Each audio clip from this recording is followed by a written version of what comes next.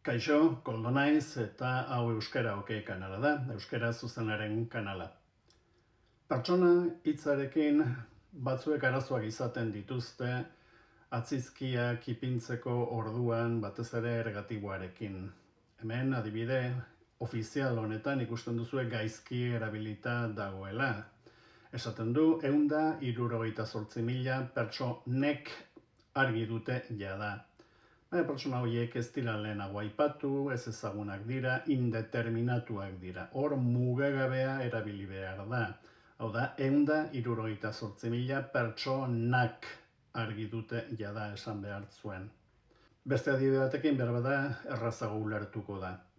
Bilerara 5 pertsona etorri dira.